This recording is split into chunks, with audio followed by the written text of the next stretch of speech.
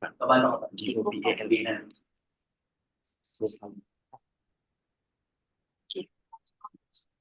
Lagi kalau tentang visual dengan sound dia kuat lagi. Okey, baik. Saya mesti call dulu. Jadi kalau pasal makanan nanti ada beberapa dijumpa dia. Untuk visual dengan sound Thank you. Okey.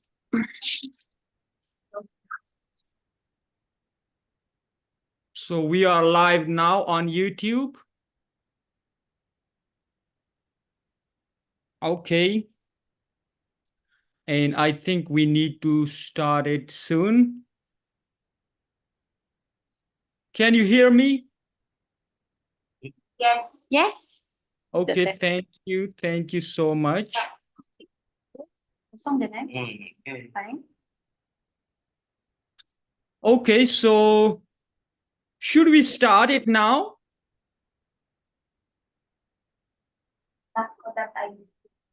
Yes. Okay, thank you so much, and welcome all to the International Conference on Economic, Business, Tourism, and Social Sciences, which is organized by the International Institute of Academic Research and Publication, known as IIARP. I'm Dr. Shakir and the coordinator for the online session, while Nabila is the coordinator for the offline physical session. And I hope all the participants already got the program schedule and other instructions for this hybrid session, which is both online and physical. And it is to be noted that each presentation will have 10 minutes, an extra 5 minutes for question and answer. And the question and answer session will be at the end of all the presentation. So in the program schedule, I think it's like a mix, not the like the offline or the first or the online or the first. So it's a mix. I will call the paper ID and the author name, the presenter name, and the paper title to invite him or her for the presentation. And we will have a Q&A session after the completion of all presentation. And I want to mention that those who already sent their presentation in the recording form, they do not need it to play it here live. And we will upload it to our YouTube channel in the link I will share later in the chat box. Okay. And we will assess your presentations and papers based on this assessment. The best paper and the presenter will get an award in the form of certificate. And the assessment criteria is quite simple, which include like good presentation skills, time management skills, the attraction of audience, good impression, and asking questions or giving suggestions to other participants. So I hope that you will enjoy this session with us.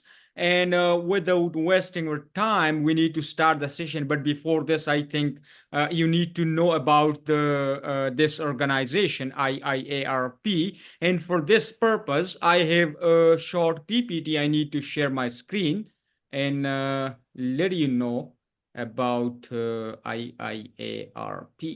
Let me check.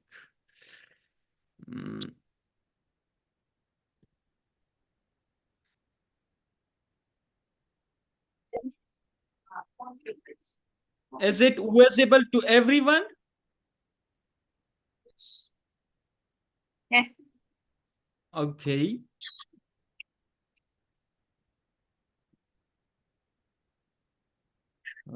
Sorry.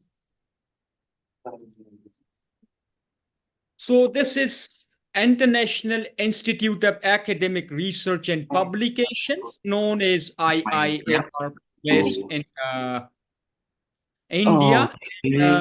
Especially this conference is associated with the Glovento Conference Private Limited. based in India, and IIARP is a dynamic conglomeration of academia and professionals dedicated to promoting research and innovation, making a significant global impact. And our primary objective is to unite researchers and professionals from around the world, fostering an intellectual development and facilitating opportunities for networking and collaboration.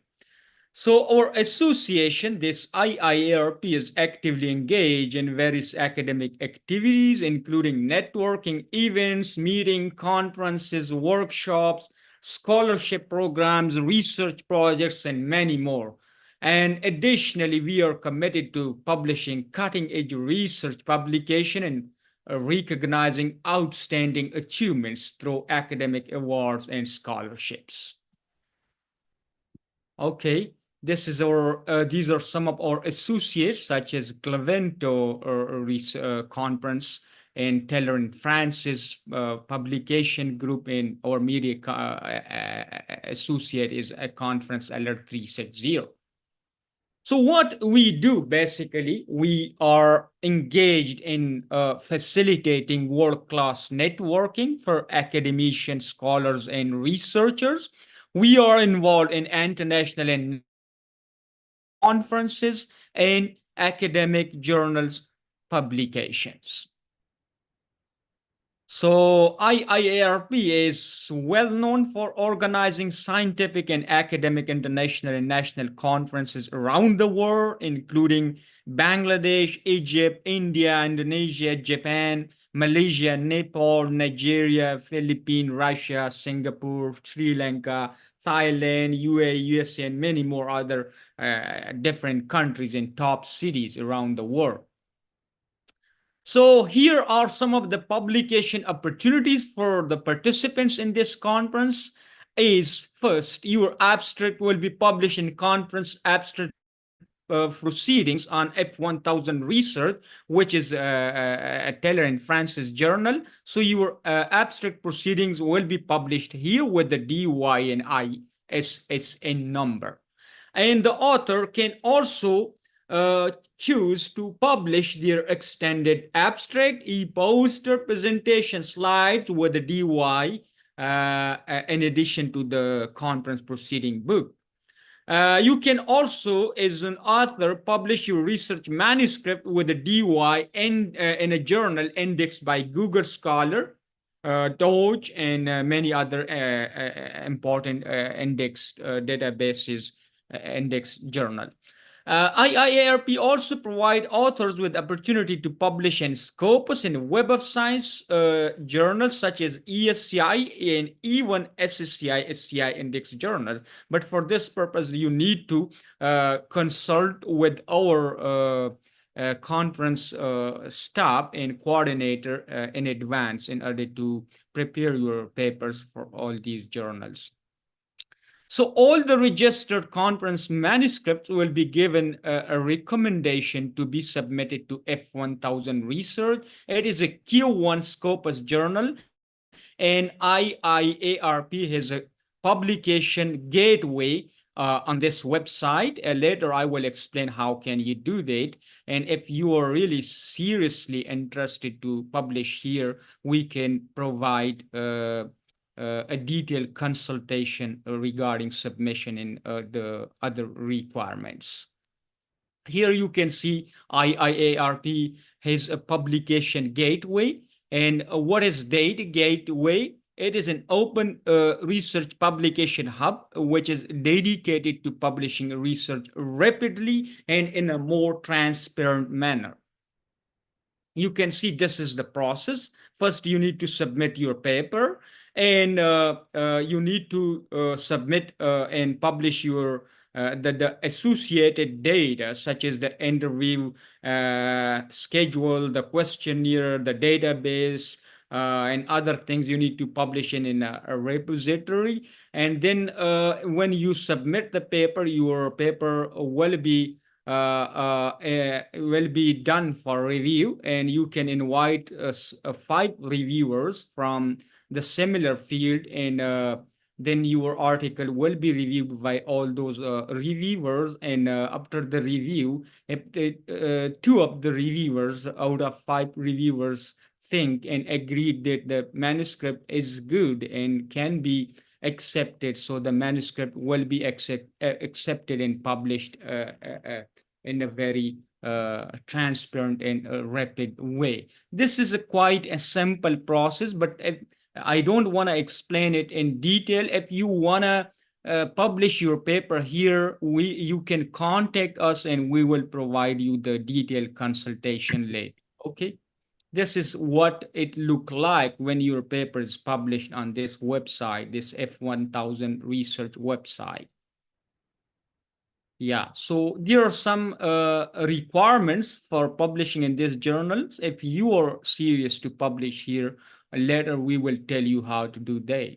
Okay, so these are some of the examples of our recent publication in Scopus and ESCI journals and other index journals. So you can see it here, and you can explore more on our website www.iiarp.org. These are some of the glimpses from our previous online and offline conferences, and you can explore our gallery here on the website www.iiarp.org. Yeah, these are the online previous conferences. Thank you so much, and I hope you got something about this organization. And now we are going to start the formal session, and I will invite every participant by calling his or her paper ID last 3 digits, the paper title, and the main presenter. So our first presenter is 263. The paper title is Mastery Approach versus Performance Approach and Investigation on Motivational Framework in the Malaysian Context, to be presented by Shabina Rahman. Are you available, Shabina Rahman?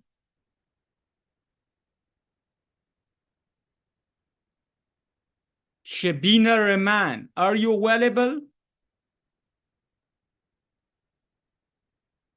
Shabina Rahman. Okay, this is a video presenter, so we will skip. She already sent her video and we will upload it to our YouTube channel. The second presenter is the paper ID 264. The paper title is Gluten-Free Bread, Evaluating Proximate and Sensational Acceptability of Leftover Coconut Flour Integration, to be presented by Aziz Kaliskan.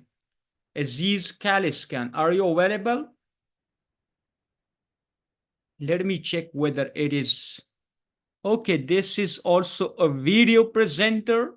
So let me move to the next presenter. The next presenter paper ID is 268. The paper title is Issues and Strategies for Ensuring Justice for Indigenous People is a Vulnerable Group in Indonesia, to be presented by Dr. Rico Stefan Noor.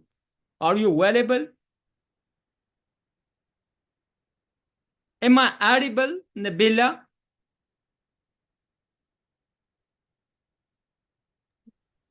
Can you hear me? Yes, I can hear you.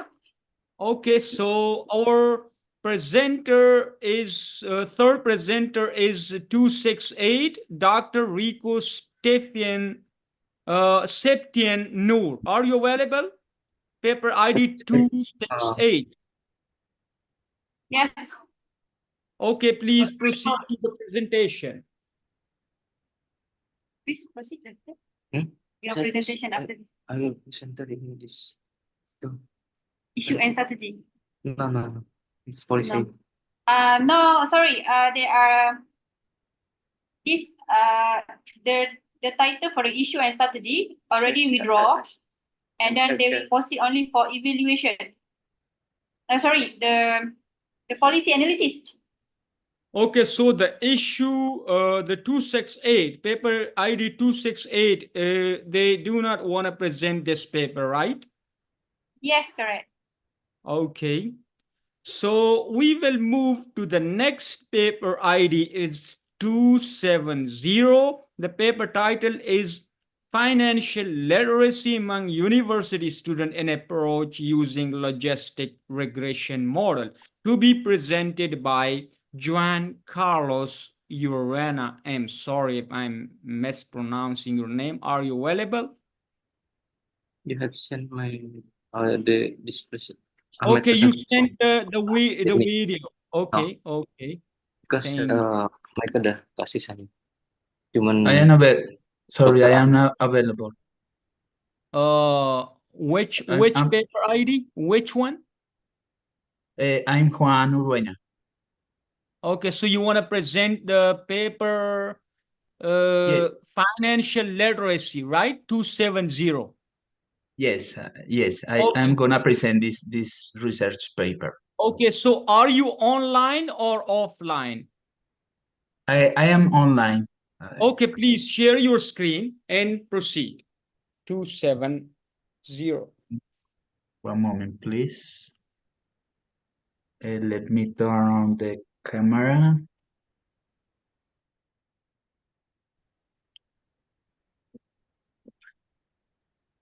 Can you see me? Yes, please share your screen. Okay, so one moment, please. So host disable participant screen sharing. I can share my screen Okay, now please do it now. in this moment, please. Now, let me, one moment, please. So,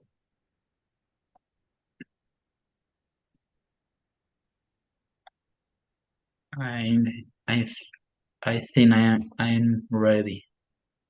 Okay, please proceed, please. Okay. Let me know when you can see my Yeah, slides, it's please. visible. It's visible here. I don't know whether it's visible in the conference room or not, but please, you can proceed. Yeah. Okay. Well, thank you so much for inviting me to this event.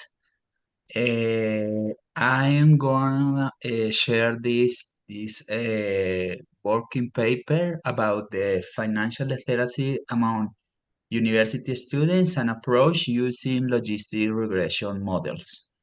So let me show a introduction. So the introduction of this paper is everyday individuals make financial decisions in more complex environments, such as COVID-19 pandemic. Another important fact is that financial literacy is known to be relevant for helping students to develop responsible spending and saving habits and such kind of decision uh, in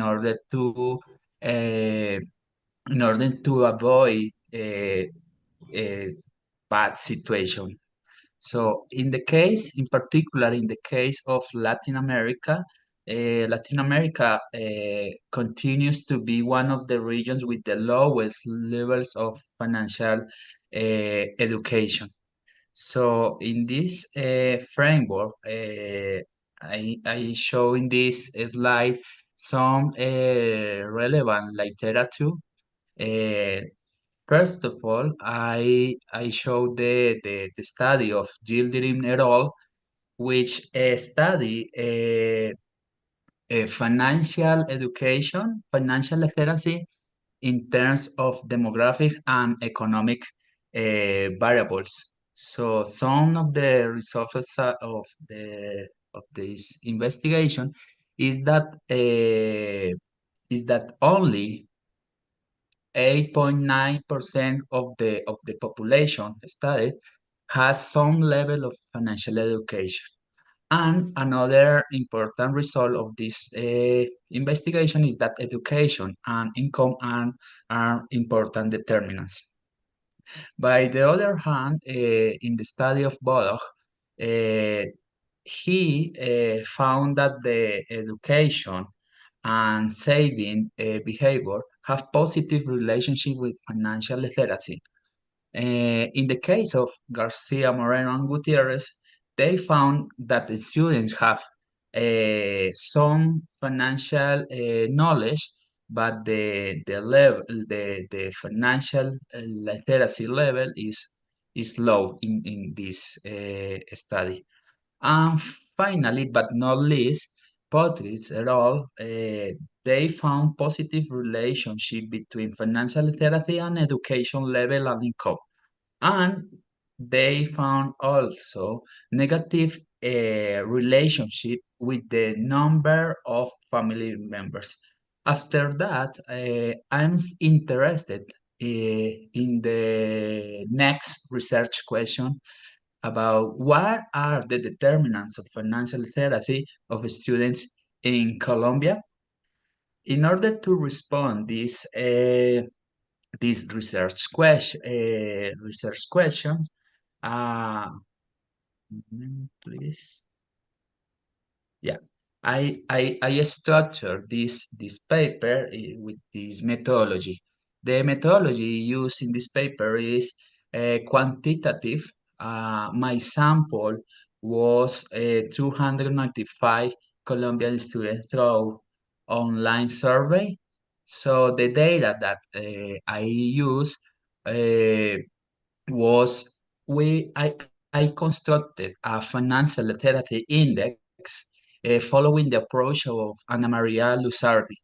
And I use also demographic and economic variables. So in terms of the empirical strategy, I use a logistical or probabilistic model which has the following variables. So the first, the dependent variable is the financial literacy measure of following the approach of Ana Maria Luzardi, as I mentioned before, and I the determinants of such financial literacy, uh, keeping in mind variables such as saving, sex, if the student has or not children, and the change medium, some like a cash or credit card or another medium. So in terms of the results, you can see, sorry, the some descriptive statistic in terms of demographic and economic variables. For example, the most of the sample used in the study have females people, in 76% of the sample. In terms of children, if the student has or not has children, so 63% of the sample have children, and the other has no children. Okay. In terms of the program, evaluate that I have in mind to estimate my model was three programs here in Colombia. The first one is public accounting, the second is the business management, and the third is occupation health administration. So, but most of the sample was public accounting students. And as a economic variable, I asked them about the medium of a chain, and in this study, most of the people use cash as a medium of exchange. An important facts to mention is that this sample I collected in before the pandemic, and for that reason, the medium of exchange used in this moment was cash. But after the pandemic, so the people is use most another medium of exchange. So this is the main variable that I analyze in this paper, and in this is in terms of descriptive data. So most of the people have no do not have a financial literacy level. So finally, as results of the model, I estimate, as I mentioned, a logistic model. I can say here in this table that children has a positive relationship with the financial literacy. Remember the children variable is that the student has or not have a student. If the student have children, then there is a positive relationship with the financial literacy.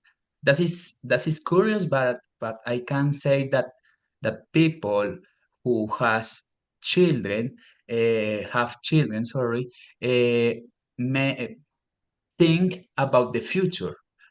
Because of that, they have to spend less money in osseous and leisure, but Sorry for instead, interruption. You have 2 more minutes, so please conclude it. Okay, thank you. okay, thank you. So, that is the relation, positive relation with the children, and saving has a positive relationship, but this variable is not statistically significant, but children it is. So as a conclusion, so in this research, financial literacy is a powerful tool to overcome barriers. However, Latin America has still low levels of financial literacy. However, if the student has children, there is a positive relationship with financial literacy. And to conclude, government should design policies to improve financial literacy. Thank you so much for having me.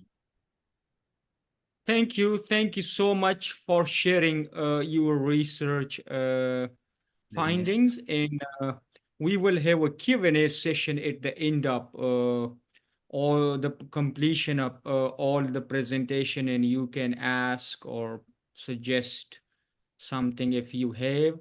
So now I'm moving toward the next presenter, and we will come to the physical presenter, and the paper ID is 271. 271. The paper title is Exploring Motivational Dynamics of Philippine Cemetery Tourism, a Dark Tourism Marketing Perspective, to be presented by Dr. Emmanuel Datong. Are you available? Yes.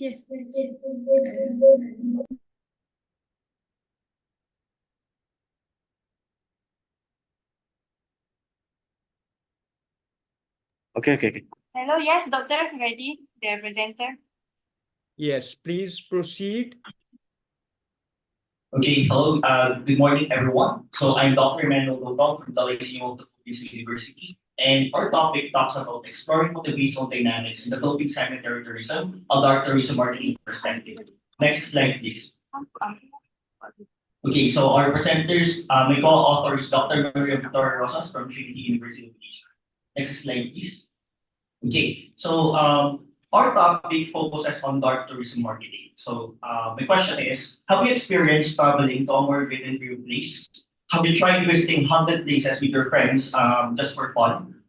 If not, are you looking for unique tourism sites that will give you a creepy adventure and unforgettable experience? Because if you do, then maybe you might like to travel and visit dark tourism destination. Okay, so dark tourism is actually a concept in tourism where it's about associating your travel to death, disaster, and tragedy for remembrance, education, or for entertainment. So practically, dark tourism presents about special interest tourism in the battlefields, so the assassination, terrorist attacks, dungeons, areas of genocide, zone of disasters, and even burial sites, among others. Next slide, please.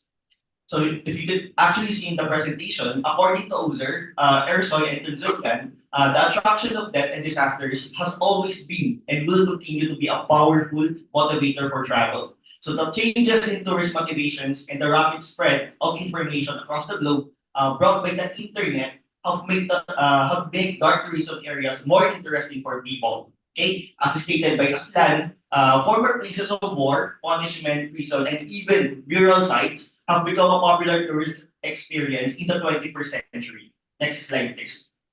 And because of this, with this in mind, we, the researchers, technically decided to explore the motivational factors of the tourists in visiting the dark tourism sites in the Philippines, particularly in the theme of burial sites, or what we call the cemetery tourism sites. This begs for a question that, do tourists visit these cemetery sites because of mere curiosity? Do they have a macabre fascination with death and disaster stories? Or their visit is actually just a mere coincidence? So these questions are actually being laid out today since the study aimed to identify the determinants affecting the market in visiting cemetery tourism sites. Okay, so if you're going to take a look at the study significance, for each academic significance, this study contributes to the body of knowledge in the field of dark tourism marketing, since the study generally related to this is very limited. And in fact, according to Light in 2016, there are only about less than 25 peer-reviewed journals that is engaged in dark tourism study from 1996 up to 2016. And he further underlines that marketing is one of the least priorities in progress of dark tourism researchers. That is why this research could actually be used as the reference for the development of a data-driven dark tourism marketing model. Next slide, please. Now, if you could actually see on the slide, this research is anchored on the demand and supply forces in tourism that serve as tourism side motivators. And these factors are also known as the push and pull factor theory in tourism. So this framework helps the researchers to understand why the tourists decide to visit a destination rather than other places, the kind of experience they want to get, and the type of activity they want to do. So the push factors involve intrinsic motivators concerning social, psychological needs and wants, such as we have here the learning and education, fulfilling spiritual needs, nostalgia, seeking relaxation, sightseeing variety, social fulfillment, dark experience, and escape from the daily routine. And these pull factors also includes the tourism activities, history and culture, adventure to environment. Because practically, pull factors are the extrinsic forces coming from the expectations of people about the features of the destination. Next slide, please. So our study focuses on the top 3 unique cemetery tourism sites in the Philippines. So this will cover the Sagada Hanging Coffin in Mountain Province, the Sunken Cemetery of Camiguin Island in Mindanao, and the Corlan Underground Cemetery located in Laguna, in Luzon. Next slide, please. So the scope and limitation is actually limited to domestic tourists who visited the selected cemetery sites for the past 3 years. So in this research, we utilize a quantitative approach through descriptive correlational research to identify and predict the push and pull factors that motivate the tourists in visiting the selected cemetery tourism sites in the country. Next slide, please. So in this research, we utilize a quantitative approach, okay? And if you could actually see on the objective, it aims to determine the extent of push factors and pull factors that affects the tourists that serve as a motivation to tourists to visit the cemetery tourism site. It also aims to determine the predictors of push factors or travel motivations and also the pull factors respectively. Next slide, please. Okay, so in this research, we considered the 8 facets of push factors and 4 facets of pull factors. as visualized in the conceptual framework, hypotheses were stated in a null form. So for the first one, there is no significant relationship between the push factors and the travel motivations. And the second hypothesis is that there is no significant relationship between the pull factors and the travel motivation. Next slide, please. Now, the researchers used a closed-ended survey questionnaire for the study and employed a Cronbach alpha coefficient to determine the reliability of the test items. So the test questionnaire consists of two parts. We have the push factors that comprise of 24 items and the pull factors consist of 14 items. So the overall Cronbach alpha coefficient for the survey questionnaire is 0.94, which makes the study or the instrument reliable. Next slide, please. Now, for the descriptive results, as you can see, findings reveal that learning and education is the most important facet for push factors with a mean rating of 4.45 as evaluated as very important. Meanwhile, the escape from the daily routine, sightseeing variety, and social fulfillment are deemed as important, while seeking relaxation, fulfilling spiritual needs, and nostalgia are considered of average importance. In fact, the least facet they consider important is the dark experience with a mean rating of 2.26 out of 5. Next slide, Yeah, please. It's more. Small. Okay.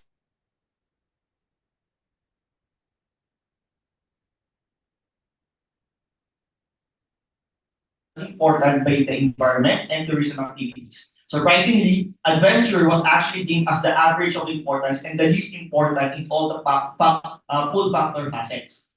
Next slide, please. Okay, so those are the 4 facets of pull factors. Next slide, please. So in the case of push factors, as you can see on the regression results reveal that the significant predictors includes the escape from the daily routine, the learning experience, social fulfillment, sightseeing. We also have seeking relaxation, fulfilling spiritual needs, learning and education, and sightseeing variety.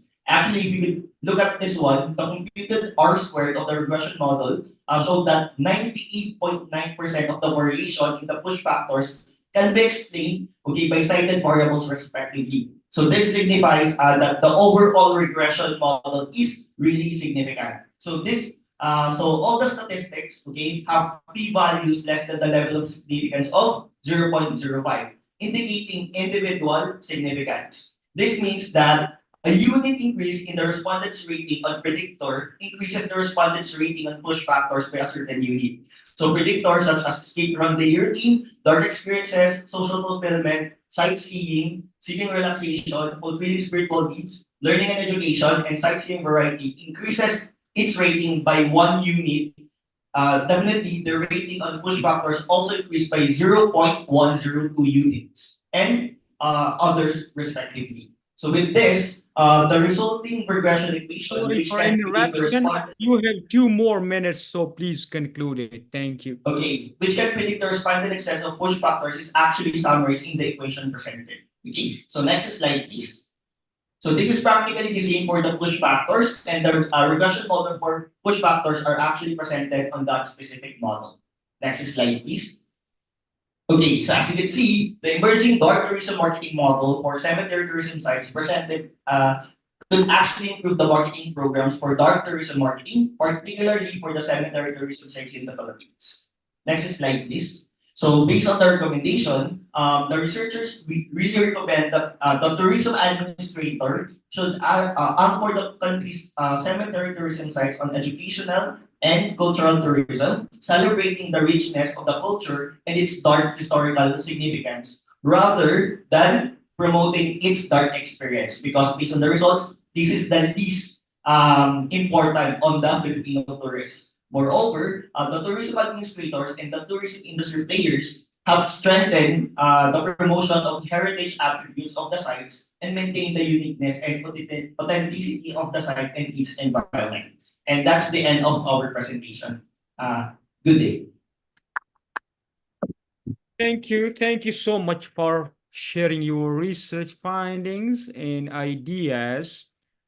And we will have Q&A session at the end of the conference. And now coming toward the next presenter.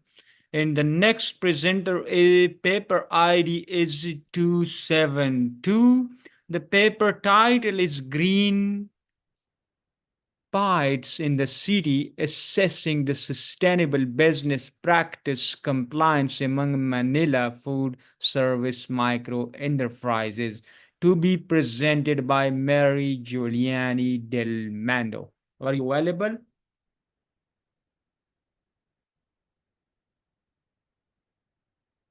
Hello? Paper ID 272. You are muted. You are muted. We can't hear you. Okay. Hello? Yes, please. Hello? Can you hear me? Yes. Okay. All right. Good morning, everyone, and to those who are online. So, the title of our study is Green Bikes in the City, assessing the sustainable business practices compliant among Manila's food service micro enterprises. So, basically, this study examined the sustainability practices of food service micro enterprises in Metro Manila, Philippines, through a quantitative research approach, and it surveyed 380 respondents with 95 from 4 districts of Manila. So the results indicated potential for improvement in social, economic, and environmental sustainability practices. Now, collaborative efforts among stakeholders are suggested to enhance sustainability in the region's business environment. So my co-authors are Isabella May Lufamia, Jonas Pablo, and Dr. Emmanuel Dacom. Now, this paper highlights the importance of sustainability in businesses. So our inspiration behind this study is addressing environmental challenges like plastic pollutions in the Philippines. Now, it highlights the lack of a formal national policy to tackle this issue, but underscores the role of private sectors and citizens. The study evaluates the compliance of food service micro enterprises with sustainable business practices and also aims to understand their motivations as to why they are following these compliances. Now, it considers factors such as asset size, years of operation, location, number of employees, and revenue to provide a comprehensive understanding of sustainability's impact on businesses and also on society. Now, this study uses quantitative methods.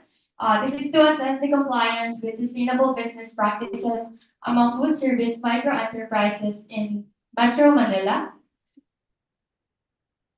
Okay, and then micro enterprises were selected based on a specific criteria using cluster sampling, and it was employed to ensure representation from each district.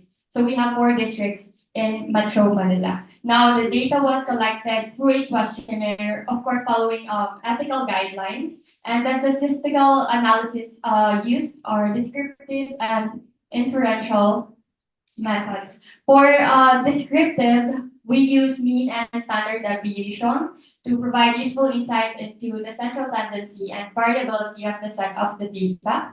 And then for the inferential statistics, we use the Crystal-Wallace test, and also since the p-value of Kolmogorov, Smirnov, and Shapiro-Wilk test is less than 0.05, the data significantly deviate normal distribution, and therefore we use non-parametrics tests, specifically Crystal-Wallace H test for the SOP2, and that is to figure out the significant difference of firmographic profiles and the variables under sustainable business practices. Next slide, please. Okay, so for the results, we can see here that there is a significant difference in the level of social, economic, and environmental sustainability and overall compliance of selected food services microenterprises according to their firmographic profile. Now, in a nutshell, the research shows that most food service microenterprises in Metro Manila are working on sustainability, but there's still room for improvement. Next slide, please. Next slide, please. Okay, so we can see here that the results under the 3 variables on sustainable business practices are mostly consolidated compliance. Now, if we check the results of the overall compliance or overall sustainability. Next slide, please. Oh, sorry. Okay, so yeah, we can see here that the result for overall compliance is only developing compliance. Now, that is because in our theoretical framework, we use the 3 pillars of sustainability, and with that, it has to be intertwined, meaning the environmental, economic, and social sustainability must be equal, or yeah, must be equal. And so, since we can see here on the results that there are developing and basic compliance on some of the questions, that is why the overall compliance resulted to developing compliance. And yeah, this study concludes, next slide please, that while food service microenterprises in Metro Manila are making progress towards sustainability, they still have room to improve. And by addressing recommendations, we can work towards a more sustainable and environmentally responsible business environment in the region. So in order to achieve a sustainable environment, people, companies, government, and even nations should perform actions that will reduce the environmental stressors such as water, air, and waste management, maximization usage of renewable energy. That's all. Thank you. Thank you. Thank you so much for sharing your findings. And we will have the Q&A session at the end of the whole session. And now I'm coming toward the next presenter. And the next presenter is the paper ID 275. And the paper title is The Hidden Gem of Yellow Basket, a study on consumer purchase intention through TikTok Shop involved affiliate marketing, to be presented by Christian Garcia. Are you available? Hi, good morning.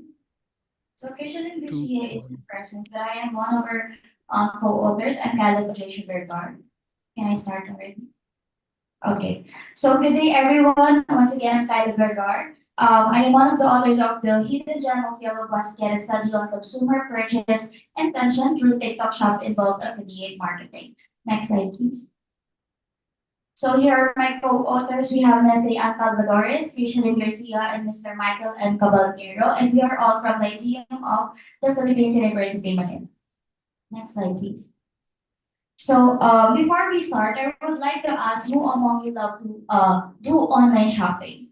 Because online shopping, of course, it is very relevant in today's generation, and also it is very convenient, right? So our study explores TikTok's evolving online environment, wherein it has this feature of what we call TikTok Shop, wherein you can sell or sell products or services, or even purchase products and services. So we on TikTok Shop, there is this thing called TikTok Business Affiliate Program.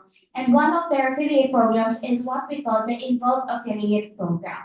So what is involved affiliate marketing? So involved affiliate marketing is the usage of influencers in promoting your products. But when it comes to involved affiliate marketing, those influencers that are present on TikTok are not associated with the brand itself.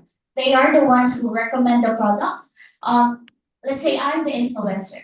I will be the one who will choose the product that I will recommend or create video online. And by that means, I will create video and recommend some of the things that I already use or experience. And in that way, it creates authenticity of the products.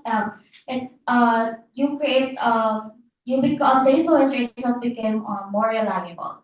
So we chose this study because there are challenges in assessing authenticity among influencers. There are a lot of influencers in the Philippines or around the world, but who influencers provide the reliable products or which one promotes the best products among them.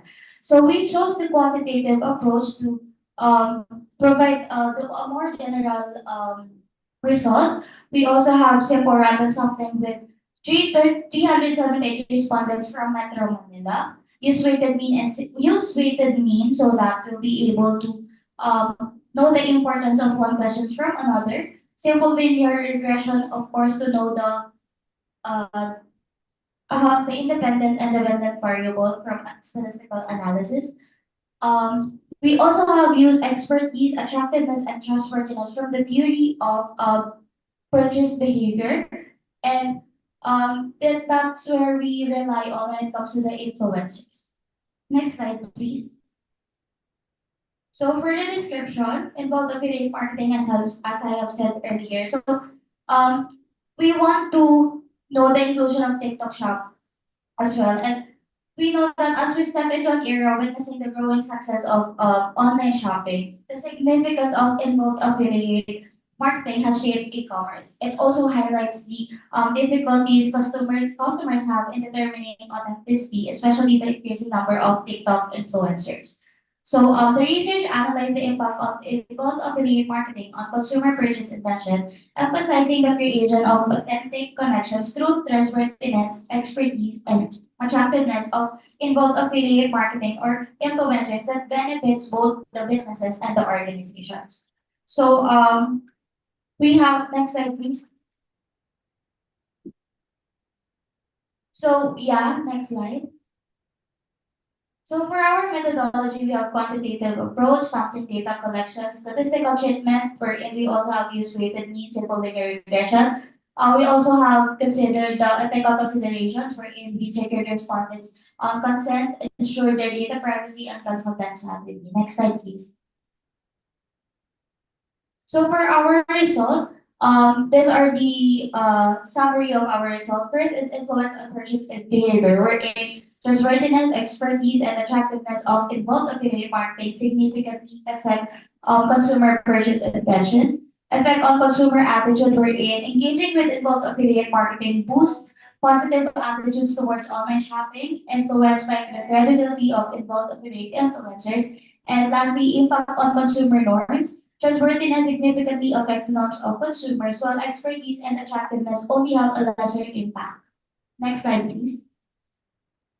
So for our conclusion and recommendation, we therefore conclude that involved affiliate marketing has been beneficially are important to the TikTok shop. And so our recommendation is not just to use involved affiliate marketing on TikTok shop, but also imply it on different platforms because of course influencers are very helpful in creating brand awareness and of course consumer awareness and of course boost sales. So with the help of involved affiliate marketing, wherein they create more reliable recommendations and authenticity, therefore consumers will be able to rely more on the products that they are recommending, wherein that results to boost sales of the product that they are recommending.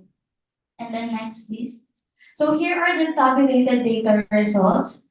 First, we have conducted contract offer results for the validity of our questionnaire. Next. We have here the mean ranking for attitude, which resulted in the overall standard deviation of 0.81, wherein according to Mong-Tan et al., the study on factors influencing shopping intention has proved that the attitude of consumers toward online shopping has a positive impact on their shopping intention. We have also mean ranking for norms with an overall standard deviation of 1.08, wherein according to the study of Pena Garza et al., examine self-efficacy's role in e-commerce, finding that its impact on online purchase intent differed between different countries. Next slide, please.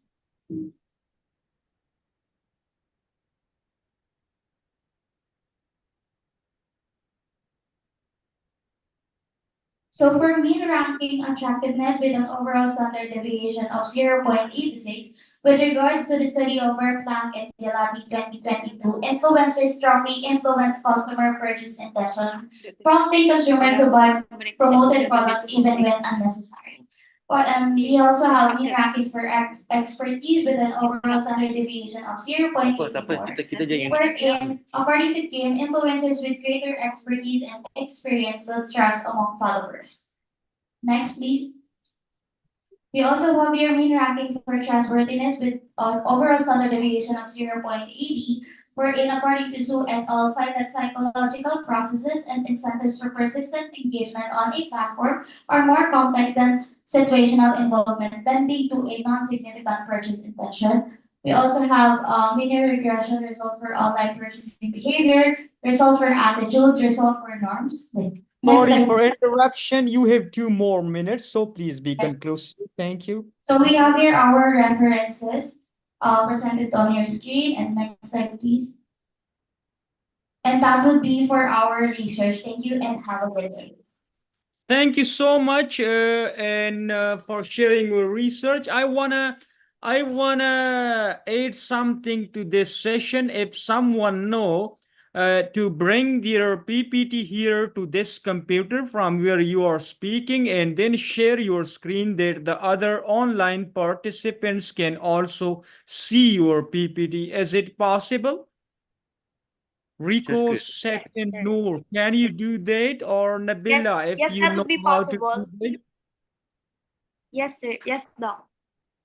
You need to Yes, share so it. please bring the PPT here and then we will share the screen. So the next presenter is 286 and the paper title is Policy Analysis on Refugees in Indonesia from the Perspective of Human Rights Protection, to be presented by Dr. Rico Septin Noor. So can you please put your PPT here on this computer? Okay.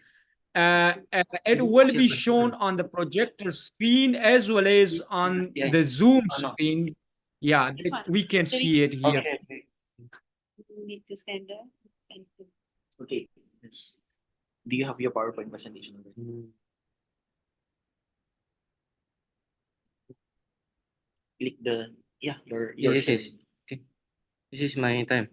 Yeah, your Yeah. Okay. Yeah, thank you so much. Yeah, this is very good now. Thank you. Okay. Stand there because I'm going to take your picture later. Oh, gimana sih? Yeah, later you Sini stand saja. Oh, gitu. because I want to take Okay. it.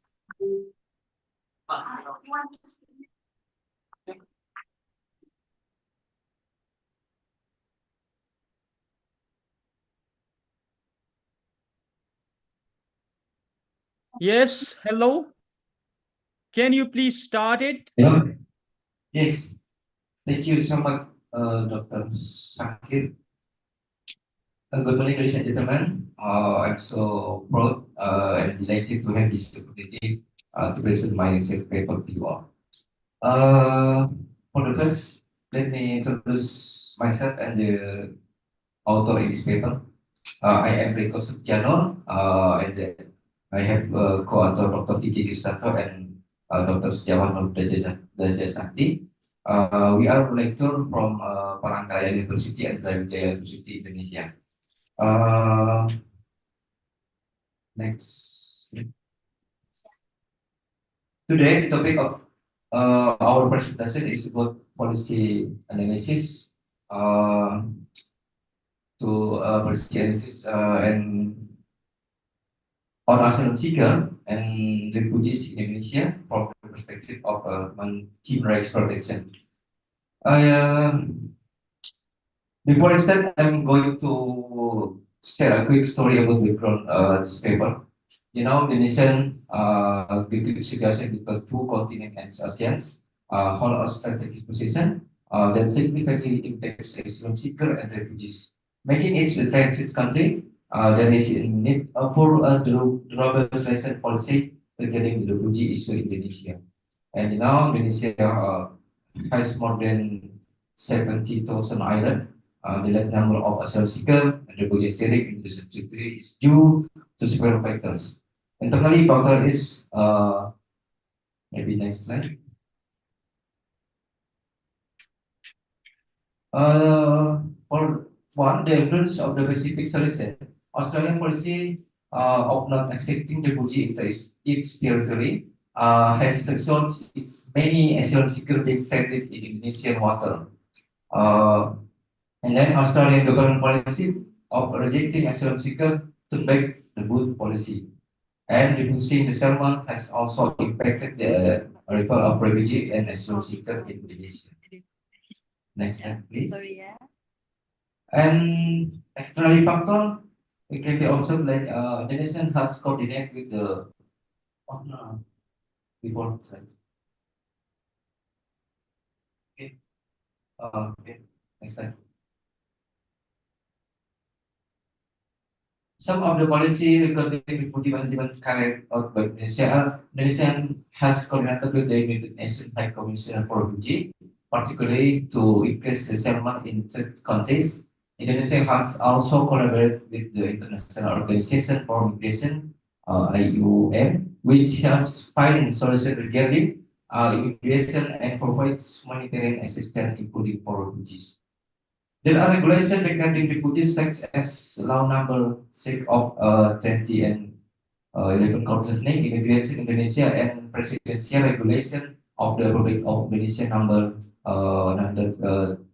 25 2016 concerning refugee handling. Several rules regarding human rights in the context of the refugees that have been implemented in Indonesia include non-refoulement, the refugee right to seek asylum and not to be discriminated. Next slide, please. Discussion on this paper, policy regarding asylum seeker and refugees in Indonesia. Until now, Indonesia has not ratified in 1651 Refugees Convention and the 70 Refugee Protocol. This legacy lacking definitive policy or mechanism for handling and treating refugees and asylum seekers who arrive in Indonesia. Presidential Regulation of the Republic of Indonesia Number 125 of 2016. This presidential regulation only regulates the procedure and handling of asylum seekers and refugees through the rescue of refugees and on land and sea and their placement. In practice, this regulation also has several weaknesses, such as the absence of national agency responsible for handling refugees in Indonesia. Next slide, please. And then in this paper, I have a solution strategy of the solution to asylum seeker and refugees in Indonesia. The first strategy sought Intel Indonesia renewed effort to ratify the 1951 Convention. The concept of ratification can be accommodated within a more comprehensive regulatory framework, for example, in the form of a law, not only on the level of presidential regulation, that can regulate the effective and sustainable handling process of refugees and asylum seekers. And then Indonesia can examine for this practice in refugees management from several other countries, maybe like Thailand, Turkey, Australia, and Pakistan. Next. Okay. The second strategy in my paper, I suggest to Indonesia needs to actively reinforce the implementation of the Global Compact on Refugees, GCR. This action would enable the GCR to strengthen the commitment of the Refugees Convention and establish balance and responsibility for each country, both as the home country and the process of relocation to destination country. Next slide, please. And then the last strategy, the third strategy also suggests that Indonesia should initiate and promote the idea of making refugee camps eligible for recognition as intangible cultural heritage by UNESCO. Research by Alice Ness has proposed interesting concept regarding intangible cultural heritage and the protection of refugee camps in Bhutan. For example, including the potential for cultural and social transformation in refugee camps. Okay, next slide. In this paper, I have a conclusion. Firstly, there is a need to advocate for the ratification of the 1951 and 1967 Convention in Indonesia and to improve comprehensive regulation regarding refugees by observing best practice from other countries' experience in protecting asylum seekers and refugees. Secondly, Indonesia needs to strengthen cooperation and commitments with other countries regarding refugee management. For example, through burden sharing concept such as the Comprehensive Plan of Action (CPA) and reinforcing the Bali Process Declaration in 2016. Thirdly, Indonesia should initiate and promote the idea of making refugee camps eligible for recognition as intangible cultural heritage by UNESCO to exchange the profile of refugees with the hope of receiving broad protection not limited to UNHCR alone. Next slide is okay. In this paper, I have to funding disclosure argument. This research was funded by the Republic Indonesia Ministry of Education, Culture, Research and Technology, Kemendikbudristek, and the Education Financing Service Center Pusat of the Ministry of Education and Culture of the Ministry of Education, Finance and Higher Education Pension Center (DPP). Okay. Thank you so much for this presentation. Good day.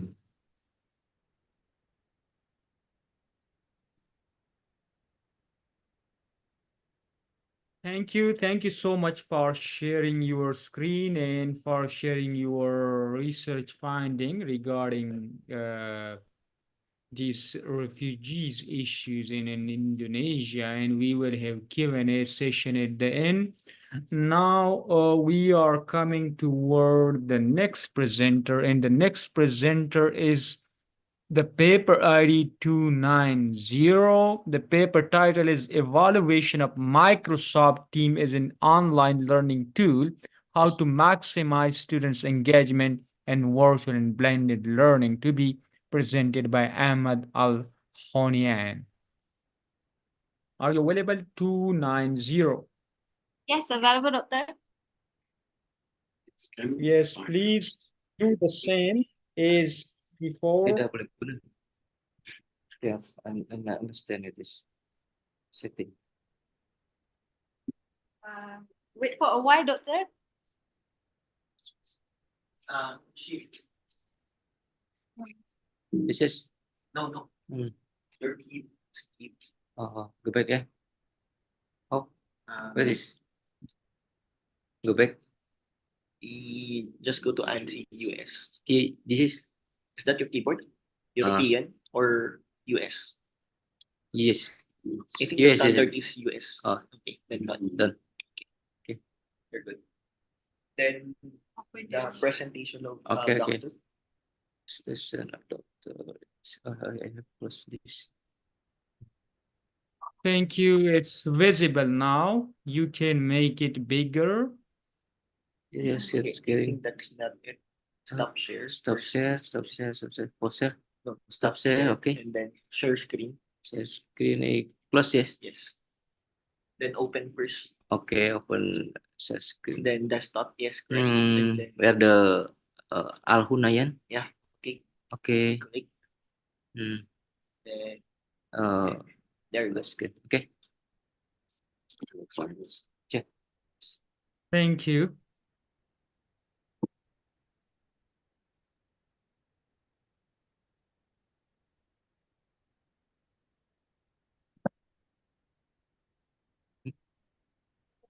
Like this. Oh.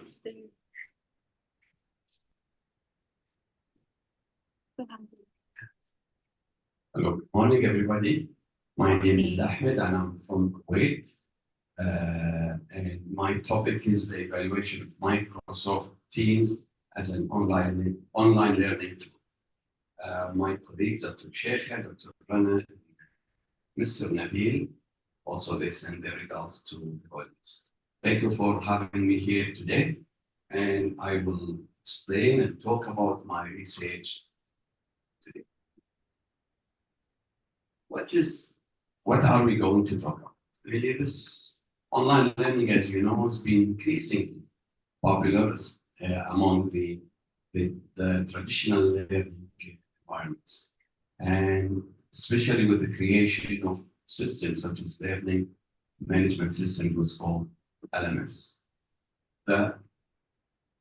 And this transition, the idea of learning management system was widely talked about and used during the COVID, when people people just change the way they learn and teach from traditional learning to online. In Kuwait, students did not have sufficient time to really prepare themselves into this transition.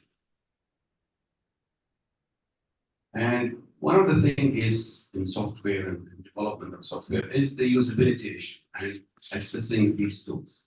So this research will go to the aim of this research. The aim of this research is to understand the usability of systems. When system is usable, that means a lot of people will use it, it will be productive, and it will be helpful. So this research will address the gap that little research has been done regarding evaluating software systems, especially in education. And this will evaluate the Microsoft Teams as a user experience and usability.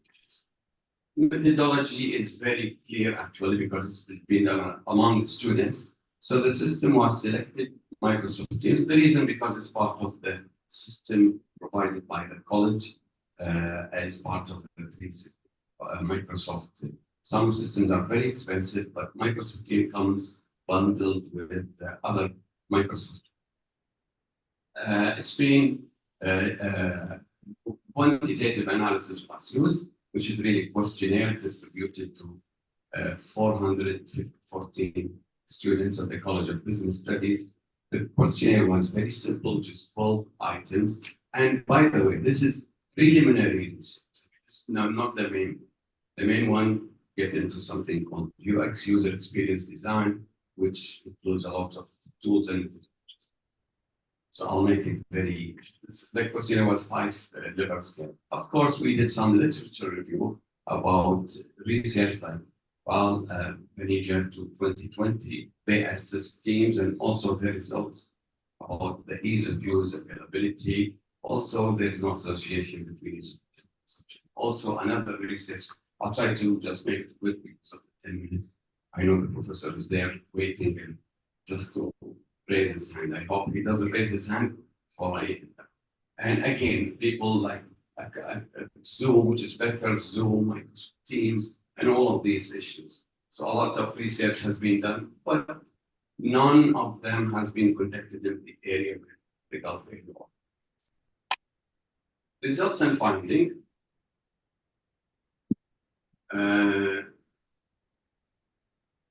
Again, the number of male and female, as you see the table here, was distributed to College of Business Studies. The quantitative analysis, statistical tools we use like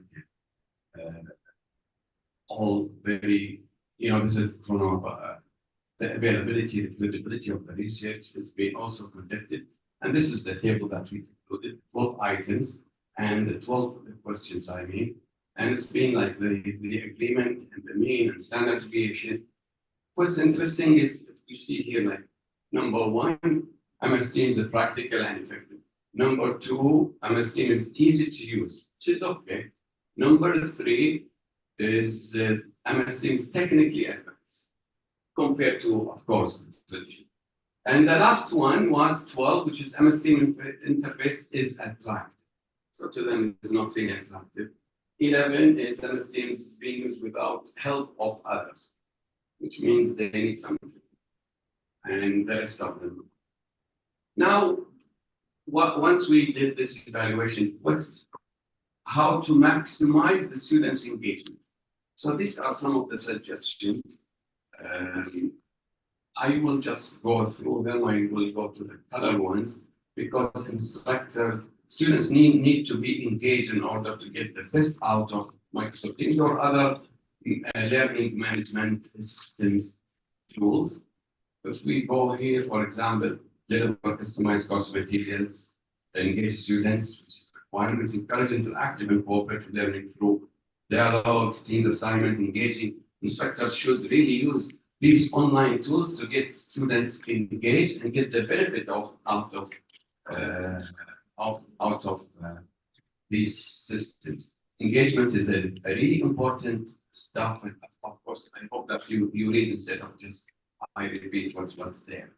So social media platform, discussion boards, incorporate gaming in the middle of this. A lot of quizzes, information, students' feedback. That's really how to maximize the students' engagement. At the end of this presentation, the objective was to evaluate the practices, opinions, and towards the use of learning management system in order to enhance the blended learning encouraging environments. Also, with the help of questionnaire of course, the students of the college.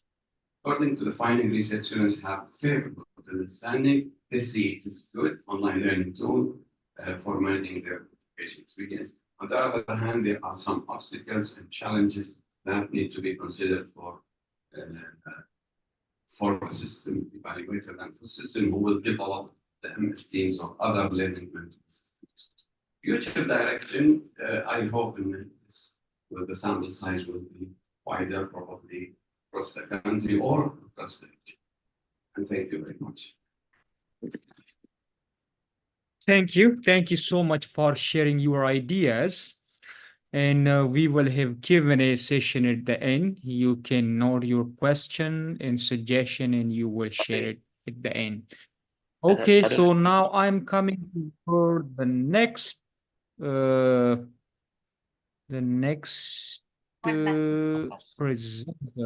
Yeah. Online presenter. No, the physical one.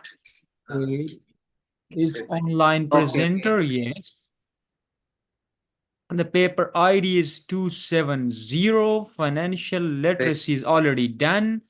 And the next one is 273, exploring leadership styles among administrator and higher education in the Philippines. Okay, she's not the person. Oh, not yet. Not yet. 273.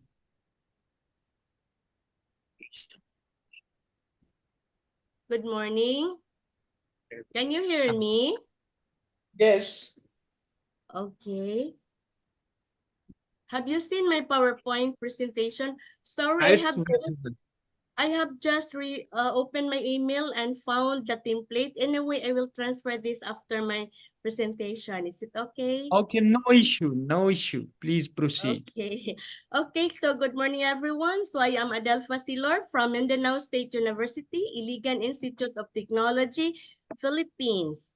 And my study is about exploring leadership styles among administrators in Mindanao higher education in the Philippines, a gender inclusive analysis.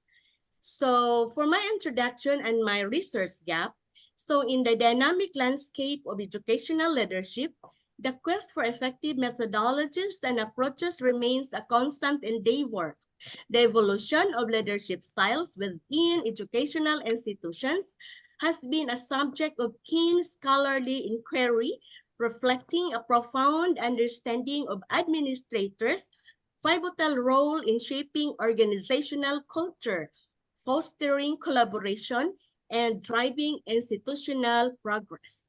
So various studies have explored the nuanced dimensions of leadership, from adopting distinct leadership philosophies to integrating innovative strategies tailored to meet evolving needs. So, however, amidst the vast array of research, discernible gap emerges, a gap that underscores the need for comprehensive understanding of leadership dynamics, particularly within the context of higher education institutions. So while existing literature sheds light on the prevalence of certain leadership styles and their impact on organizational outcomes, there remains a critical need to delve into the intricacies of leadership behaviors, especially concerning the diverse sociocultural context in which educational institutions operate.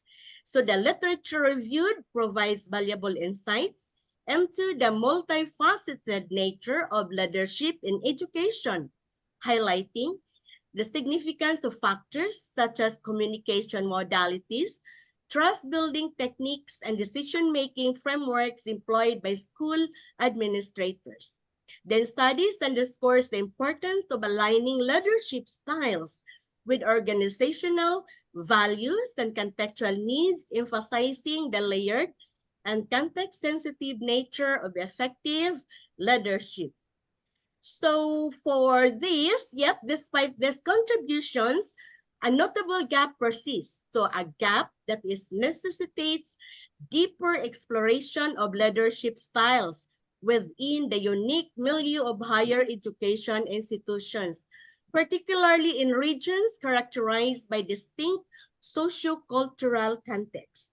So therefore, this study aims to bridge the gap by exploring leadership styles among administrators in Mindanao higher education institutions of the Philippines with a specific focus on gender inclusivity.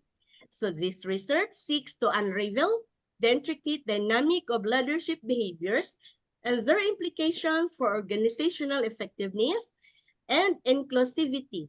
Through this endeavor, it aspires to contribute to discourse leadership in higher education while advocating for inclusive practices that embrace diverse perspectives and experiences.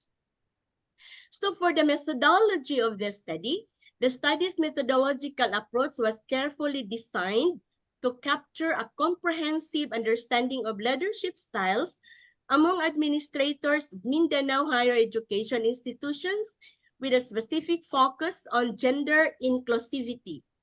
Through a purposive sampling strategy, 66 participants were selected, ensuring the representation of diverse gender identities within the targeted population, and the study employed a mixed method approach combining both quantitative and qualitative methodologies. For the quantitative data, descriptive statistics were utilized to provide concise summaries of the main features, facilitating a clear overview of participants' perceptions of different leadership styles. Frequency distributions were particularly insightful, allowing for detailed examination of responses for its leadership styles across various gender groups, including male, female, and LGBTQ individuals. So for the qualitative data obtained from the interviews and focus group discussions were subjected to thematic analysis. So this qualitative approach enabled deeper exploration of barriers, facilitators to inclusive leadership, as well as perceived relationship between leadership styles and organizational outcomes. By delving into participants' narratives and experiences, the thematic analysis provides rich insights into the complexities of inclusive leadership practices and their impact on fostering gender equality within educational institutions. So by integrating both quantitative and qualitative methodologies, the study was able to triangulate findings, enriching the overall understanding of leadership dynamics in higher education settings. So the emphasis on gender inclusivity in both data collection and analysis underscored the study's commitment to promote equity and diversity and leadership practices. Ultimately, the findings contribute to the ongoing discourse on inclusive leadership and provide valuable insights for advancing gender equality within educational context in Mindanao and beyond.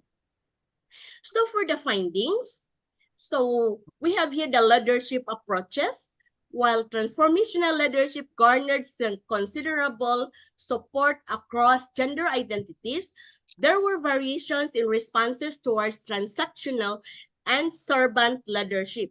So for the male administrators, generally showed more agreement with transactional leadership, while female administrators tended to exhibit stronger disagreement.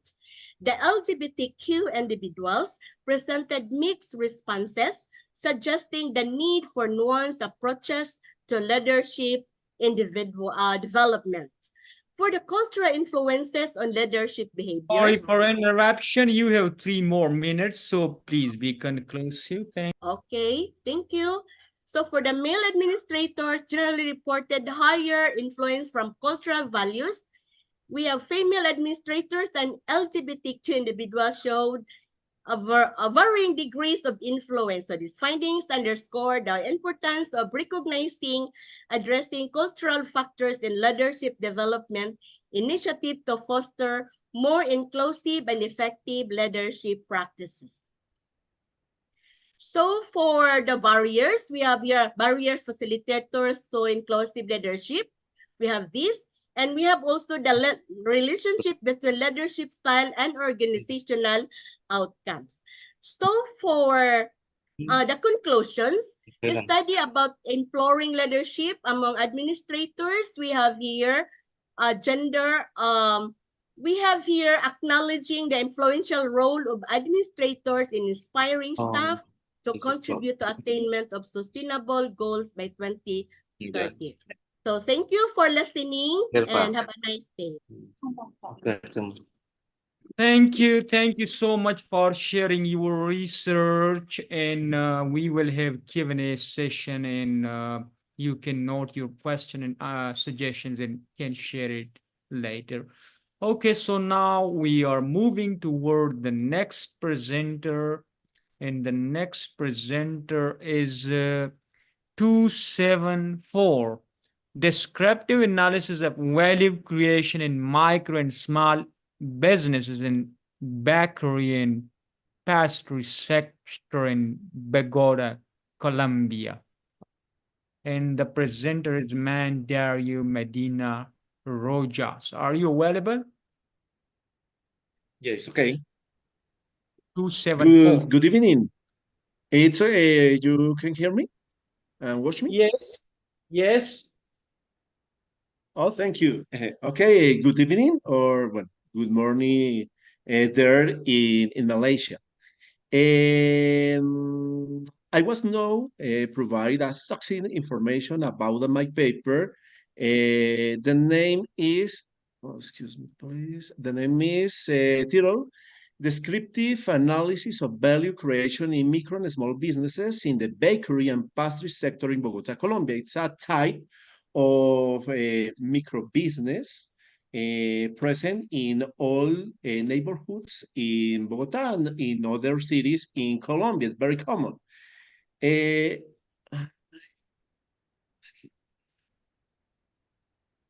For example, the information about the value in the bakery and pastry sector about Martinez Monceau segments of bakery and derivatives is all the link, retail, wholesale, store, and food service. Finally, common are restaurants, cafeterias in all city.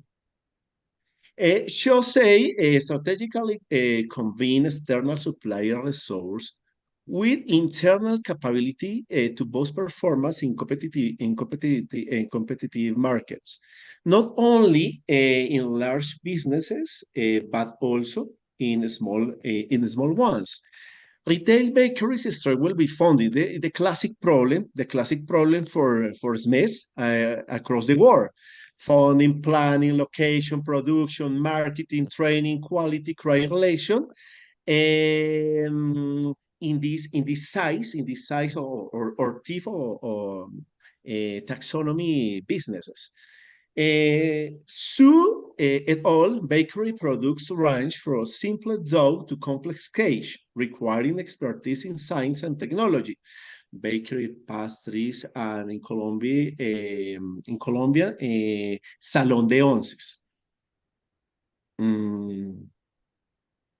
For example, the Colombian bakery sector is growing, with bread as staple for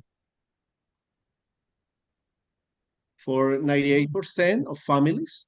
To stay competitive, bakeries must innovative and diversify. For example, these pigs, the classic cakes, classic bread, type of bread with jam, a type of jam of guava, cookies, bread 7 grains, and a type of bakery with creative innovation use 2 types of colors for perspective, classic perspective, and 2 dimensions. The study, the methodologies, classic in city, Bogota City, in a locality of Engativá. The locality are the common division, administrative division in the city. Near to the university I work in 61 businesses, bakery, pastry shop, biscuitery, salon de onces. The survey question will tailor it to align with Porter primary and support activities, Ricciotti 2020, and a small brief evaluation exercise with 60 consumers. The interviewed in the majority was administrator, and the type of duration these businesses are 3-5 years.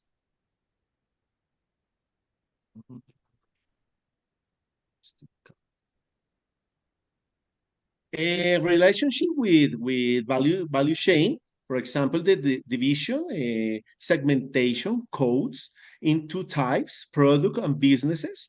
In the interviewed,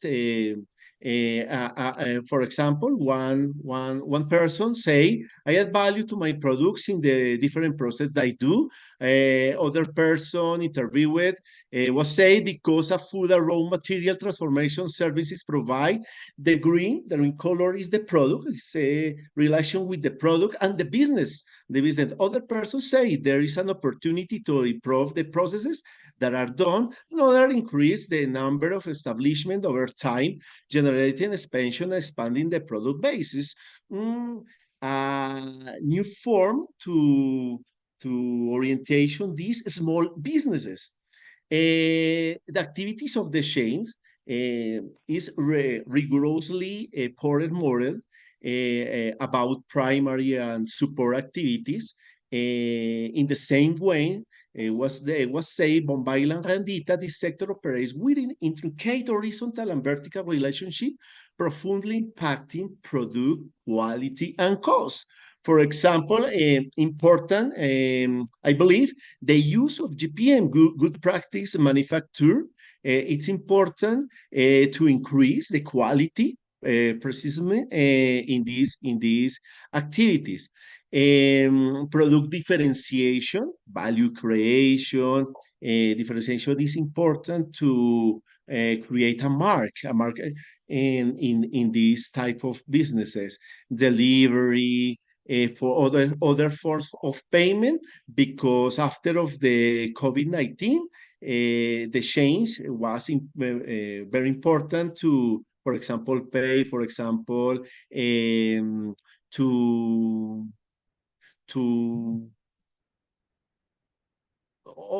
other type to produce, or other type to send the production. The support, for example, the floor, the color, the yes, all the insum for these activities. Input, purchase process, supplier contact, market trends. The trend is important in this case. Use exotic products. Colombia is important to produce a fruit, tropical fruit, and the issues at this production. In the other side, for example, a consumer was interviewed. It's the important for buy this type of breads, this type of dessert, this type of cakes, the product attributes. This attribute is 4 types: price, flavor, size, nutrition. Most important, in one case flavor, 20%, in the other 20%, flavor and size. The size of the product is very important. And less than this is a price, the flavor, and the size. It's a combination for the preference of the consumer. The cakes are very good. The products have nothing to envy to renowned the bakery chains. The family birthday cakes are both there. The quality is exceptional. It's very important to a competition with great marks.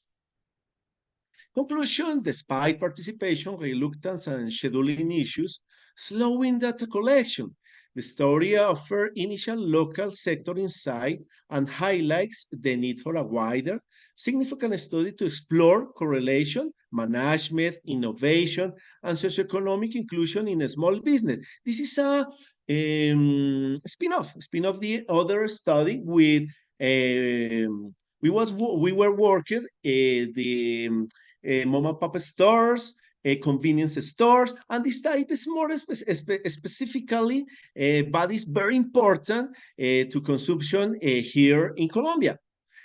Some bibliography used in this presentation, and thank you.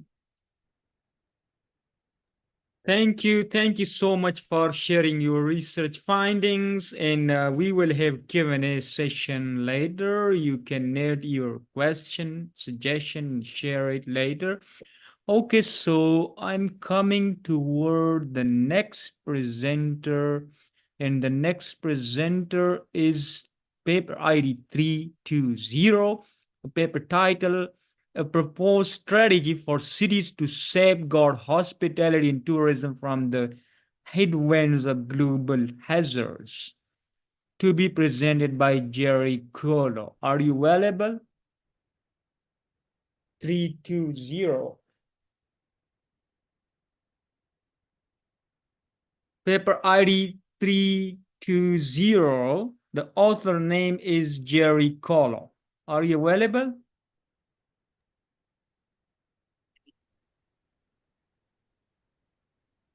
The paper ID 320. 320. Jerry Colo. Jerry Colo, yes.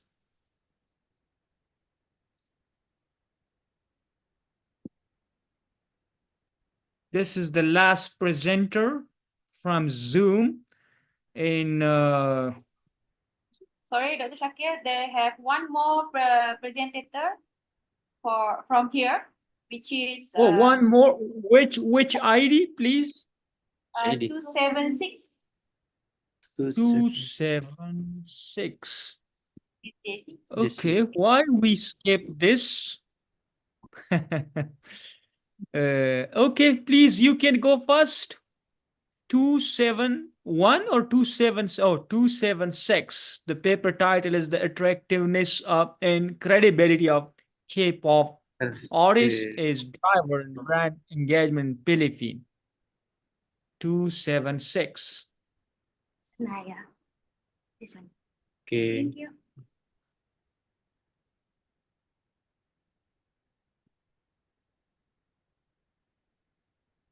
Okay, hello. Good morning, everyone.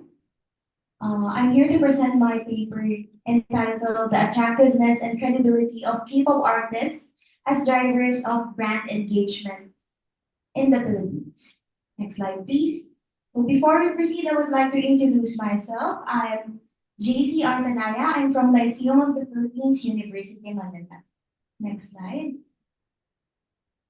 Many of us are familiar with the artists or the people projected on your screens. So in the world of music, culture, and business, K-pop has become a hit globally. So certain brands like this are being endorsed by K-pop artists to promote their brands. This is because these stars or these idols have lots of fans who really like them. This is according to Kabigol in last 2019. According to Dali, last 2021, more and more K-pop stars or idols are becoming brand ambassadors because they have huge fan base and are influential, especially among young people.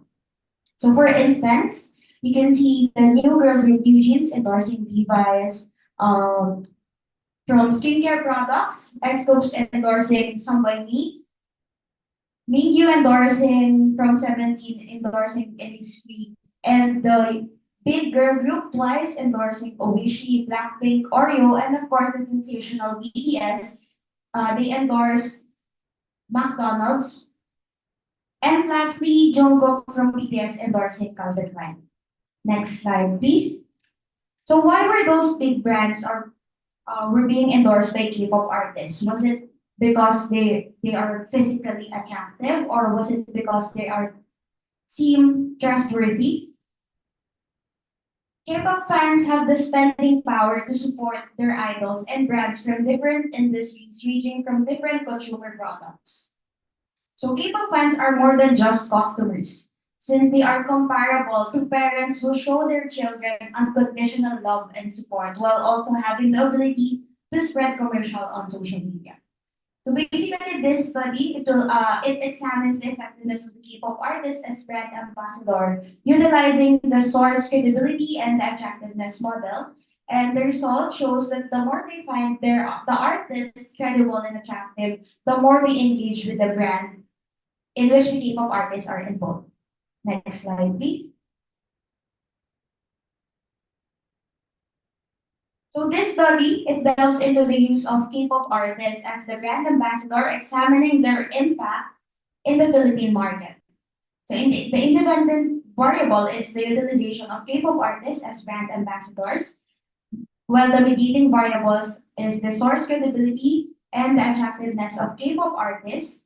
Brand engagement serves as the dependent variable, in which the moderating variables is the age, gender, location of the respondents. Here are the hypotheses of the study. There is no significant difference in the demographic profile of the respondents in terms of age, gender, and location.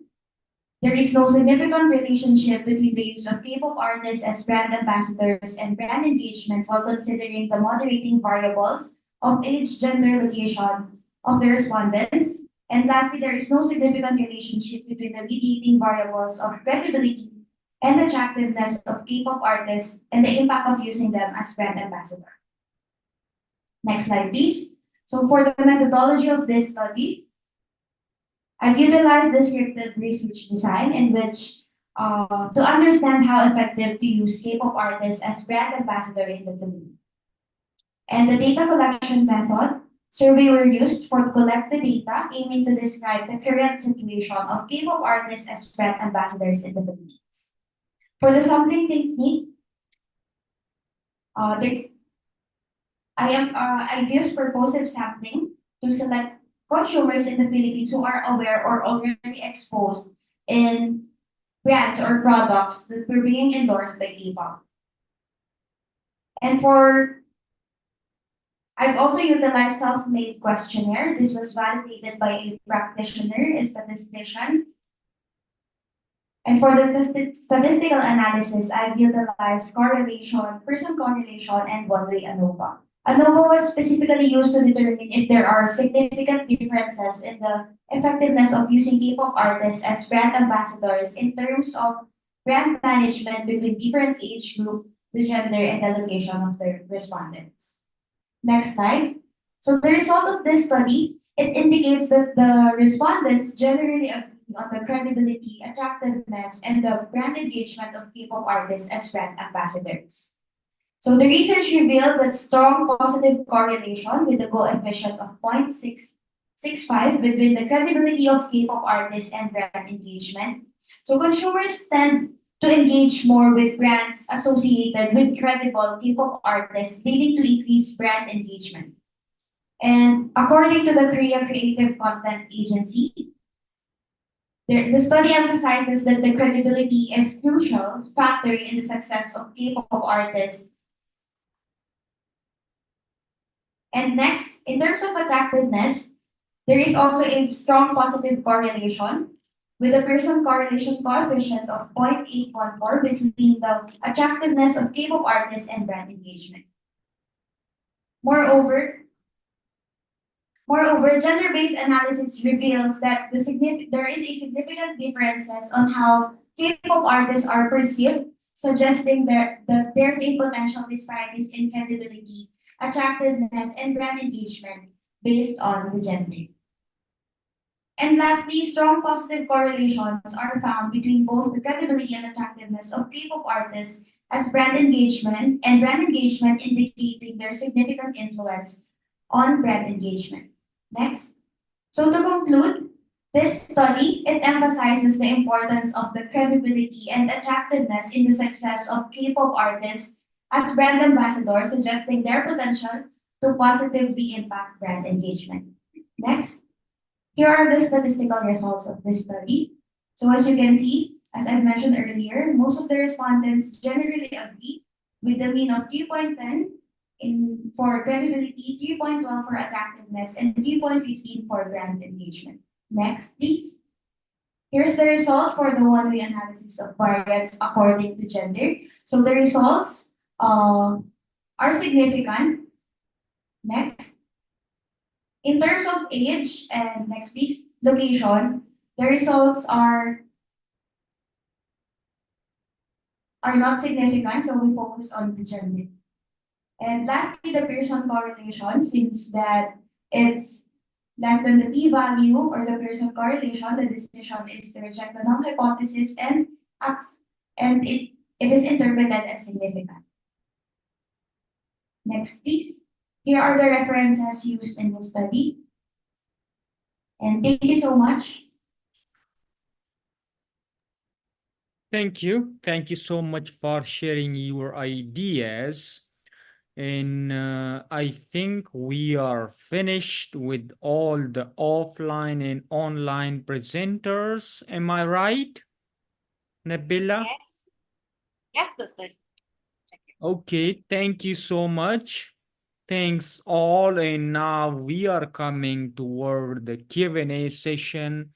And if you have any question from the participants, you want to give some suggestions or anything else you want to share, now we are open for the Q&A session. Thank you.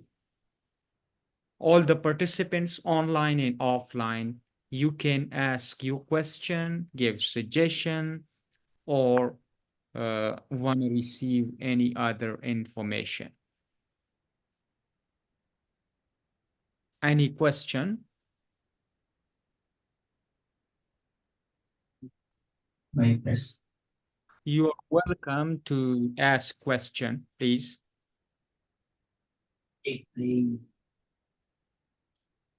Hello, good noon, everyone. So I have a questions to Sir to Doctor who discussed about the policy analysis on refugees in Indonesia. So thank you so much once again for your presentation. So since your topic focuses on a policy paper, and you've mentioned that Indonesia should strengthen its cooperation commitments with other countries regarding refugee management through a comprehensive plan of action. So my question is, what are the key elements that should be included with the comprehensive plan of action to ensure effective international cooperation?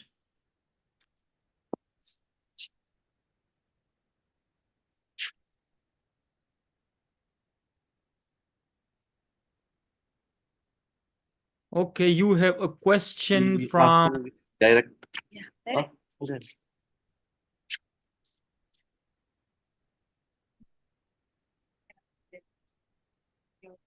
Oh. Video is Okay, thank you so much for the question.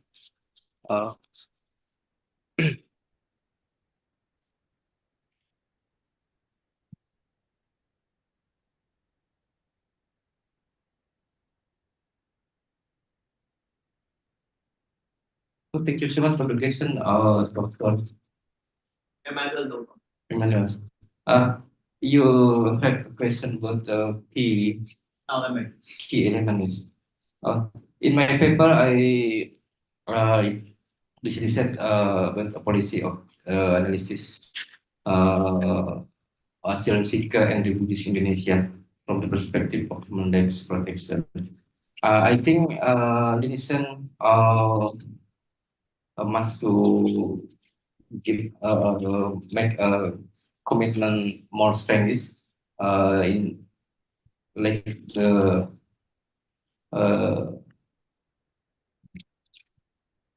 we have Indonesia have Australian with is to like the Australia and then other country to make a solution, a good solution to this refugees. I have a example there how we can to make a camp Galang Island to make refugees in Indonesia come and is the Indonesian have to make a camp Galang Island, and then I think in this paper how Indonesian can stand this commitment with like Australian, because Australian is not they have policies to not accepted asylum seeker or refugees, and I think Indonesian has have to make a coordination, strengthening coordination to Australian or maybe to ASEAN country to make a durable solution for this refugees or an asylum seeker in Indonesia, because it not do because Indonesian always have a problem with asylum seeker and refugees until now, you know. And then Indonesian people Indonesian have to rejected the other asylum seeker or refugees in Indonesia. I mean, it's a key elements to make a durable solution for the asylum seeker and refugees. Like my conclusion, I suggest to make a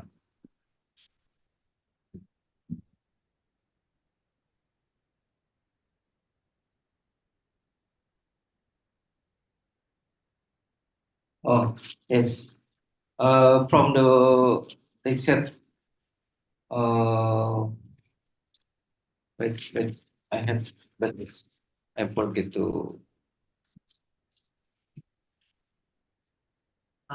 During that's okay. So I really appreciate that your one of the elements that you want is actually benchmarking with other countries so that you can have a better comprehensive plan of action in Indonesia. So what I can suggest, Dr. Rico, is that you can actually take a look at as well of the refugees comprehensive plan of action of other ASEAN member states like the Philippines, because the Philippines is practically known for accepting refugees coming from other Western countries or Middle East like Israel, who practically they totally accept Israel here during the war between Germany and other countries during that time. And there's also a very comprehensive plan or comprehensive action plan from Thailand. Okay, so we practically take a look those Southeast Asian member state because practically you're part of that ASEAN region. So yeah, that would be it. Thank you. Good point. Okay, thank you.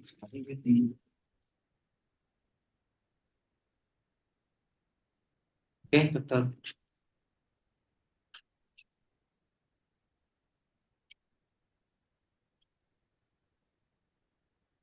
Okay. You're done. So any other question? Any other question, suggestion? You can even ask question from us, from me, about the papers, about any other things, about the conference, any other things. Yeah, we are open to any question, okay? I would like to ask one question. to Dr. Emmanuel for your personal intention. Why you feel this dark tourism very interesting to you? Okay, so on my personal interest as a researcher, practically professionally, aside from being an associate professor in the university, I'm also a market researcher. And one of my specialization actually is about tourism marketing. And dark tourism is actually one of the least interest topic, okay, available for dark tourism marketing. As I said before, imagine from 2006, from 1999 up to 2016, there are only about 25 peer-reviewed journals about this. And if we could practically initiate this here in the Philippines, then we could be the center of body of knowledge about dark tourism marketing, because there's a lot of dark tourism attractions available in the Philippines, not just on cemetery tourism. We also have some haunted houses available there because there's a lot of wars going on. So we had war with Americans, with Spanish, okay, with Japanese. So there's a lot of haunted houses, dungeons, and battlefields along the way. And more often than not, other tourists are actually curious about checking, or let's say listening about the historical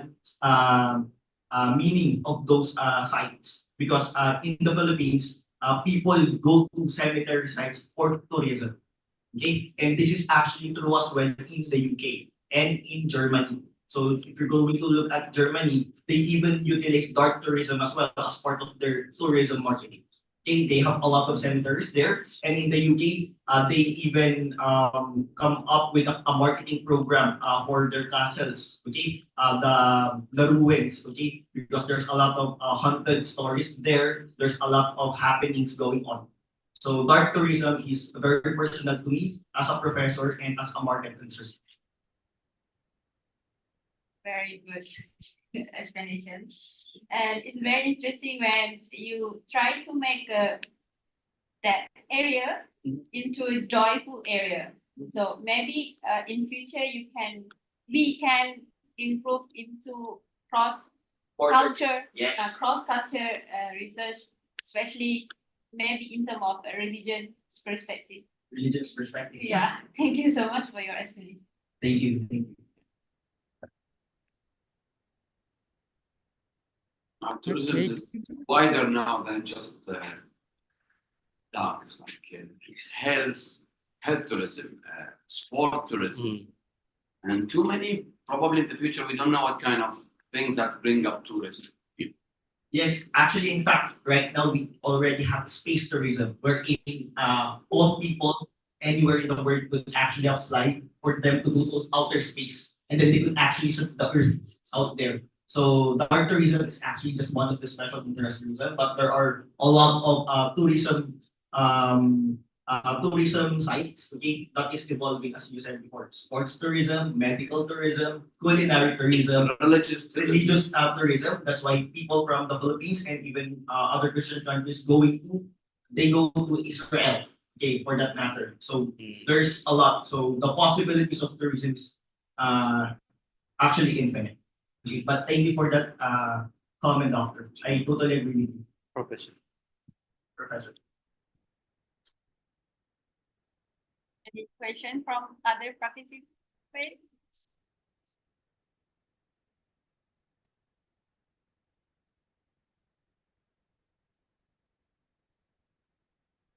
Okay, Dr. Shakir. Okay, so we are done with the questions, and I think there are no more questions. So later on, we will proceed to the ceremony in the room, and I'm really very hopeful that all the participants, offline and online, enjoyed this session. So with now, I also want to share the information that those participants who didn't send their video for YouTube channel sharing, they can share it with us and we will upload it to our YouTube channel. And first of all, before going to the photo session ceremony and certificate distribution ceremony, I want to mention, I want to share our Facebook link here in the chat box. You can go there and like and follow it for more information regarding our upcoming conferences, academic activities, and scholarships, many other projects. And I'm also sharing our WhatsApp number. You can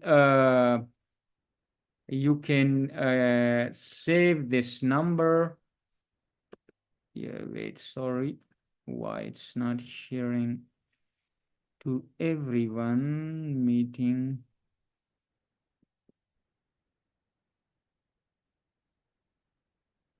Okay, I shared the link here and I'm sharing the number here, the WhatsApp number. Let me 601137963849. This is our WhatsApp number. You can ask for information regarding publication, regarding the conference or anything else. And I also wanna announce that we need some reviewers and we also want to invite members to our editorial board for the journal www.jedor.com. The journal name is Journal of Advances in Humanities Research. So if you are interested to join the editorial board member of this journal, you can go there and you can send your CV to the email address mentioned on the website, and you will be evaluated by the committee and you can be invited to be the part of the editorial board member. Okay. So that was all from my side, and now I want to request everyone, online participant, to open your cameras that we can take a photo, a group photo with your smiley faces, if possible for you. Please open your cameras. The online participants, you are requested to open your cameras just for a while. Yeah, thank you. Few more, please. Few more. Yeah, so yeah, please. Few more, one or two more. Shabina Rehman and Tang Shui Hai, if you can open your camera. Thank you. I'm taking the photo. Be ready with your smiley faces. 1, 2, 3. Thank you.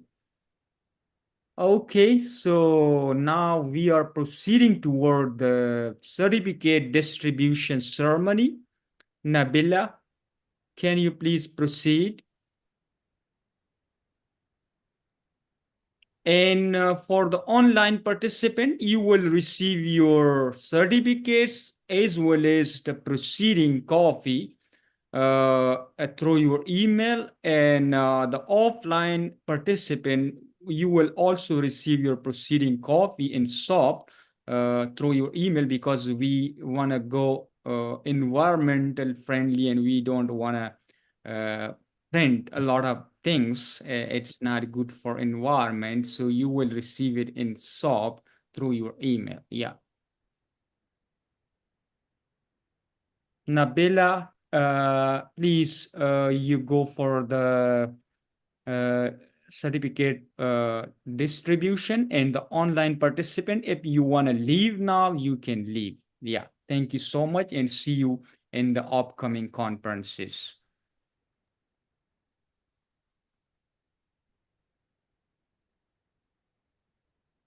Thank you so much. Bye. Bye. Nabila, please take photos while distributing the certificates in front of the banner, you know, the poster. Yeah, thank you. Sorry, Dr. Shakir, can I announce the Excellent Paper Award, the name? Yeah, you can. Yeah, please. For the offline participant, you can announce it now, and for the online, we will do it later. Okay. Okay. So after the evaluations, and congrats to all that present the finding, your research finding that I believe it will do best to our social development, business development, and also environmental development. So I would like to announce the Excellent Paper Award is Dr. Emmanuel from Philippines. Very good. Very good. Congratulations.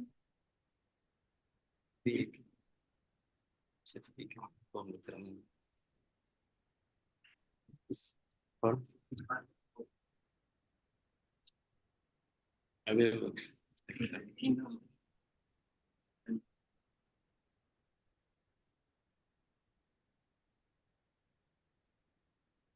Okay, 1, 2, 3. Okay. I will zoom it. Okay. Okay.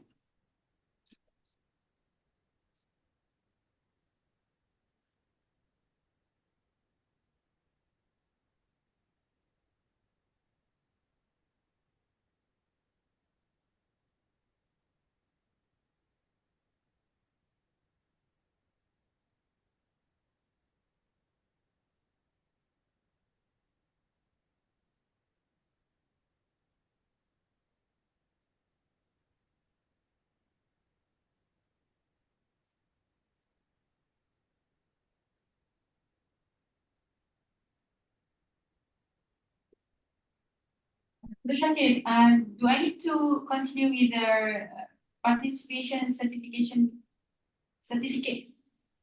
Yeah, Maybe? please proceed. Please proceed.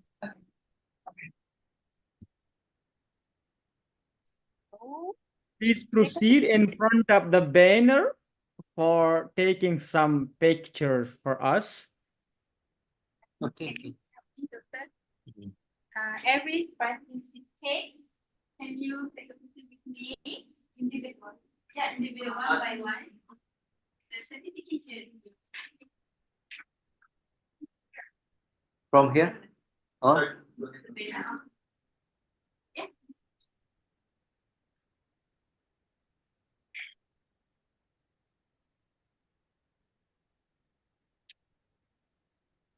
Okay.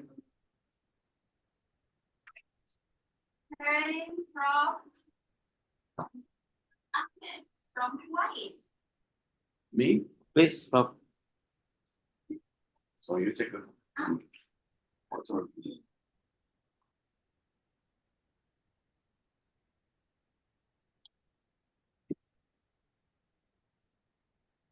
This.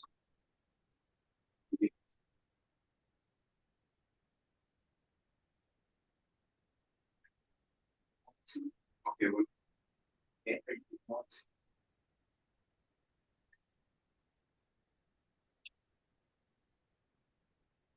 Okay. Next is Dr. Emmanuel. Mary. It's Mary. Okay. Done. And then it's Nancy. Miss Kayla. Kayla.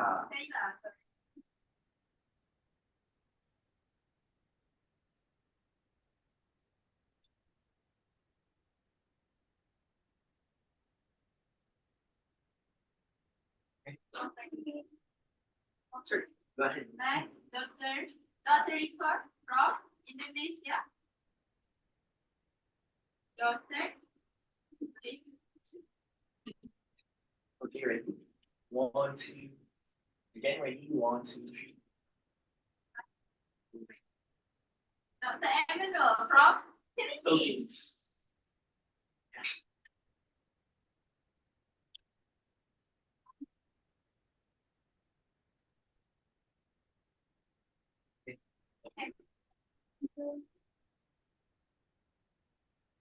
Oh, participant, yeah. Participant. For reminding. I think have to ask someone. Ask someone, yes. Always empty there. It's okay. Take one by one.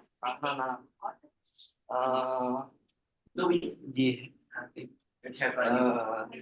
timer. Timer, yeah. Timer. That's fine. And please, after completing the distribution, take a group photo in front of the banner.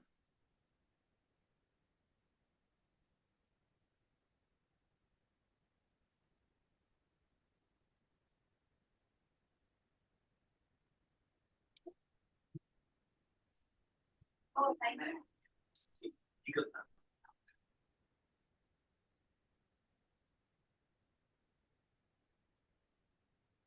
Ready? 10, 9, 8, 7.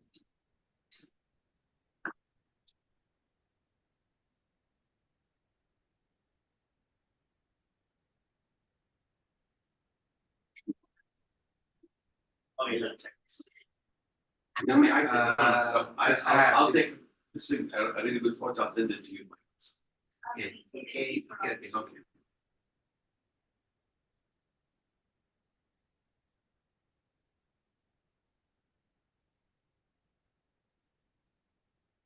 Look at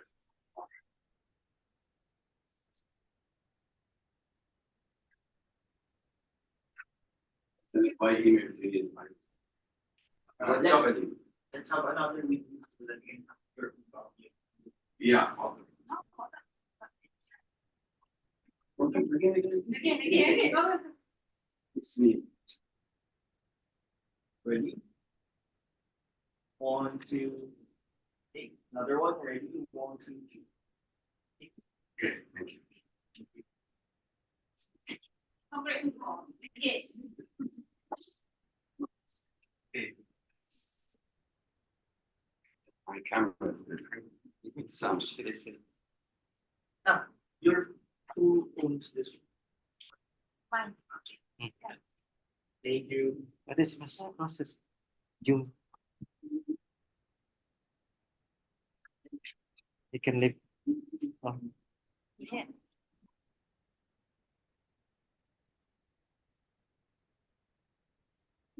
Proceed to Dr. Shakir. Dr. Shakir has not. Okay, thank you so much. So everything is done well. And thanks all the participants for attending this session today. And we are hopeful to see you in the next conference. If you want to participate, we have a lot of upcoming conferences. You can go to our website and see we have a lot of other activities if you want to participate. And thanks all. It's now time for lunch. You can take a lunch there and see you next time. Thank you so much. So I'm going to end this online session, and please you take your lunch and proceed to the next. Thank you. Thank you. Thank you.